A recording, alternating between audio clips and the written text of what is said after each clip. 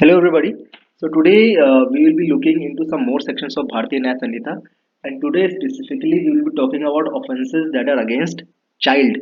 Child मतलब a person who is below the age of 18. ठीक है ना? Who is under the age of 18. ठीक है. So some important sections I have marked and we will be looking into that. The first one is section 93. It says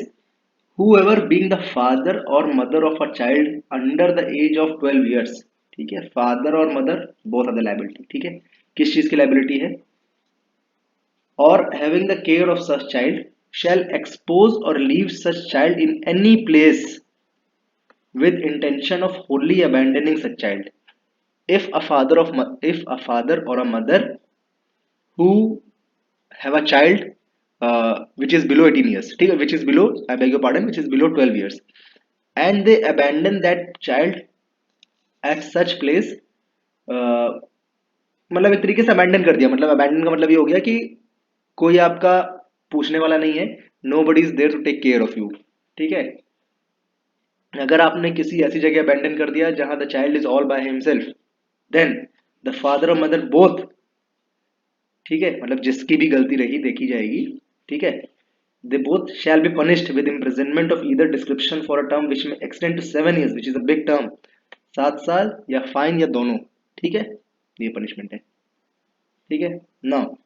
this section is not intended to prevent the trial of offender for murder or culpable homicide as the case may be if the child die in consequence of exposure. Now ये कह रहा है कि अगर if a child dies, ठीक है, आपने ऐसी जगह चाइल्ड को एक्सपोज कर दिया, जैसे लेट्स से आपने सड़क पर छोड़ दिया, ठीक है, सड़क पे छोड़ने का उसको ठंड लग गई है एंड ही डाइज, देन यहाँ पे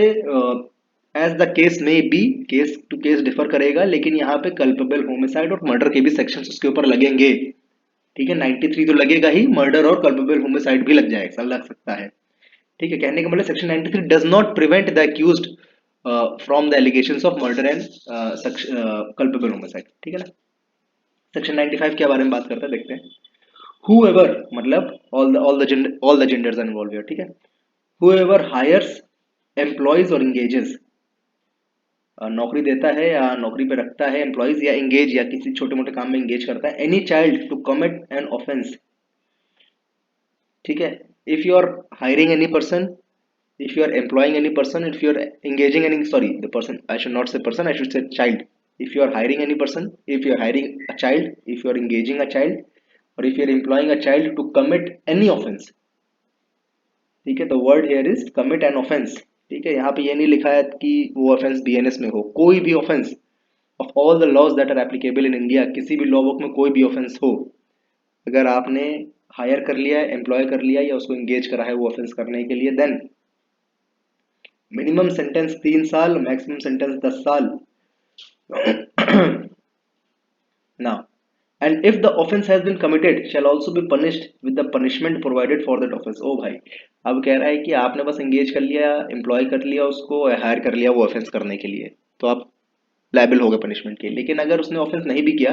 तब भी आपको पनिशमेंट मिलेगी मिनिमम 3 साल की और मैक्सिमम 10 साल की। लेकिन अगर आप उसने वो लड़के ने उस चाइल्ड ने वो ऑफेंस कर दिया, then you would be liable for the punishment of this offense that has taken place, ठीक है ना। if a child goes and murders someone you will be liable for murder, ठीक है, ऐसा you मतलब if person who has hired, employed or engaged, ठीक है। now section 97, अब this talks about kidnapping of a underage child, ठीक है, कहता है whoever kidnaps, whoever मतलब all the genders, whoever kidnaps or abducts any child under the age of 10 years with the intention of taking dishonestly any immovable property from the person of such child, from the person of such child shall be punished with imprisonment। अब देखिए, अब वो कह रहा है कि if you are kidnapping और अबडक्टिंग someone, अगर कोई मूवेबल प्रॉपर्टी उस बच्चे से आप छीनने की कोशिश करते हो, ठीक है, और डिसऑनेस्टली लेने की कोशिश करते हो, ठीक है, from the person of property from the person of such child. अब इस यहाँ पे इसका कहने मतलब हो गया है कि अगर आप किसी छोटे अंडर 10 साल के छोटे बच्चे से if you are trying to dishonestly steal some movable property, ठीक है, यहाँ पे पर्सन का मतलब हो जाएगा केयर टेकर जो होगा, ठीक है, या केयर टेकर हो गया या फिर पर्सन खुद भी हो गया, वो आदमी बच्चा छोटा खुद भी हो गया, he shall be punishment for punished for which में एक्सटेंड टू 7 years, ठीक है, मैक्सिमम 7 साल की सजा आपको भुगतनी पड़ सकती है, ठीक है। This was section 97।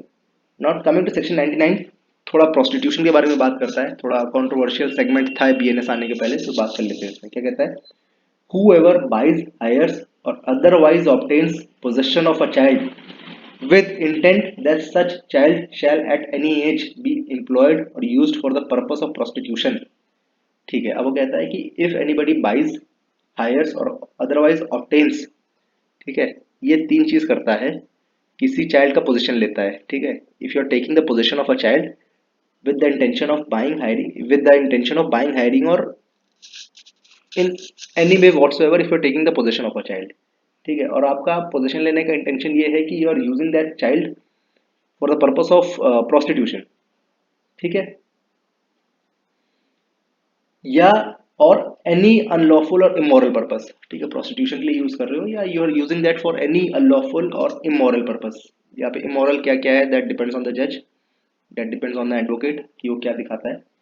और knowing it to be likely that such child will at any age be employed or used for any purpose। now इसमें एक चीज़ और ऐड कर दी है, या आपको ऐसा लगता है आपने जो चाइल्ड एम्प्लॉय कर लिया, आपको लगता है कि in future this could be used for any immoral means, ठीक, देन आपको पनिशमेंट कितने साल की है, not less than 7 and maximum is 14 and shall also be liable for fine.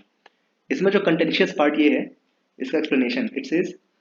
any prostitute or any person keeping or managing a brothel who buys here or otherwise obtains possession of a female under the child of 18 years shall, until the contrary is proved, be presumed to have possession of such female with the intent that she shall be used for the purpose of prostitution। now एक तरीके से prostitution has been यहाँ पे criminalize कर दिया गया है, जो कि पहले भी क्रिमिनलाइज्ड है, लेकिन यहाँ पे इनडायरेक्टली उसको और सख्त कर दिया है, पनिशमेंट बढ़ा दिया गया। अब ये कह रहा है कि अगर if you are a person who is managing a brothel, ठीक है, if you are a prostitute या if you are yes if you are prostitute और if you are any person और if you are a person who is managing a brothel, और आपके पास से कोई ऐसा पोजीशन मिला, if any person, if any girl child who is below the age of 18 मिली है, then this shall be presumed कि आप सेक्शन 99 वाला ऑफेंस कर रहे हो, ठीक है। इट शैल बी प्रिज्यूम्ड कि आपके पास जो लड़की मिली है that is being used for section 99, ठीक है, जो भी ऑफेंस सेक्शन 99 में दिया है, ठीक है। तो आज हम लोग इतना समझ पढ़ा है, कुछ इंपॉर्टेंट सेक्शंस देखें, कल आगे वीडियोस में मैं और भी इंपॉर्टेंट सेक्शन बताऊंगा,